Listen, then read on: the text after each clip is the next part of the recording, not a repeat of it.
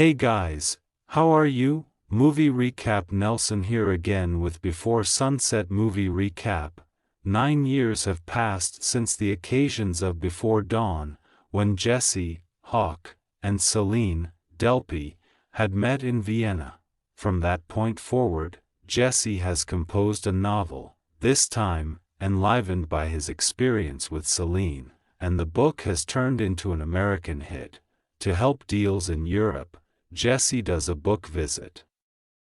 The last stop of the visit is Paris, and Jesse is doing a perusing at the bookshop Shakespeare and Company.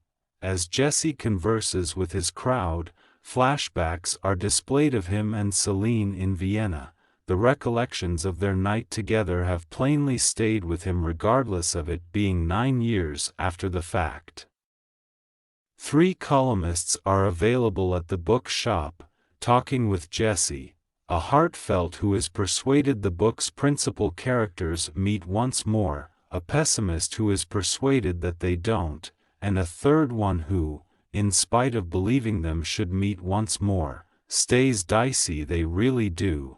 They address the 3 potential ways a watcher could think about what the consequence of Before Dawn may be, as indicated by their own character. Celine shows up in the crowd and sees him, and he, thus, perceives her. Jesse makes some short memories before his plane leaves and welcomes Celine to impart it to him. In any case, when the show is finished, the bookshop supervisor reminds him he has a plane to get and should leave for the air terminal in somewhat more than 60 minutes. Thus, very much like in Before Dawn, Celine and Jesse's gathering is obliged by time. Very much like in the prequel, the characters are subsequently compelled to make the best of what brief period they have together, and this makes it simpler for their discussions to turn out to be perpetually private. Beginning with the typical 30-something subjects of work and legislative issues, and afterward, with truly expanding energy, moving toward their affection for one another, similarly as there's no time to spare. As they talk, each uncovers what has occurred since their most memorable gathering. Both are presently in their mid-30s. Jesse, presently an essayist, is hitched and has a child. Celine has turned into a supporter for the climate, lived in America for a period, and has a sweetheart, a photojournalist. It turns out to be clear over their discussion that both are disappointed to shifting degrees with their lives. Jesse uncovers that he just stays with his better half out of affection for his child. Celine says that she doesn't see her beau, especially on the grounds that he is so frequently on task. Right off the bat in their discussion, they propose the topic of why they didn't meet as guaranteed, a half-year after their most memorable experience. Incidentally, Jesse had gotten back to Vienna as guaranteed, yet Celine didn't, on the grounds that her grandma had out of nowhere passed on before the planned date of the gathering. Since Jesse and Celine had never traded addresses, it was absolutely impossible for them to reach one another, which brought about their missed association.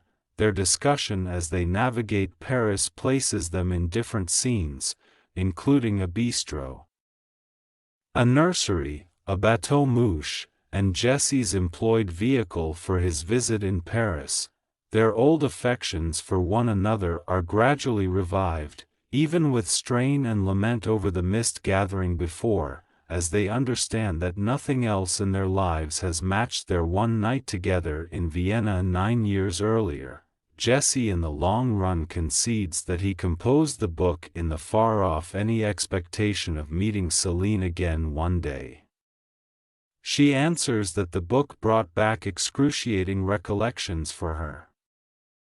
At a certain point, in the recruited vehicle, during a strained second when Jesse is admitting his cold, close to sexless marriage, Celine contacts her hand out to contact Jesse yet pulls back similarly as he goes to her.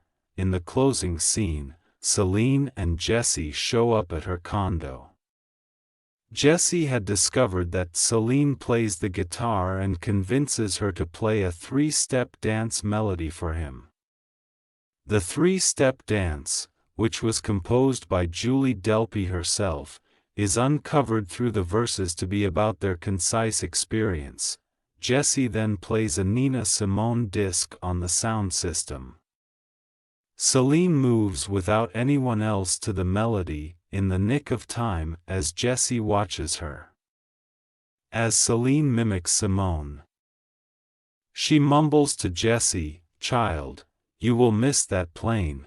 As the camera gradually contains her in, Jessie grins while anxiously squirming with his wedding band and vaguely answers, "I know," passing on the watcher to figure whether he stays or leaves, very much like the three columnists who talked with Jessie toward the start of the film.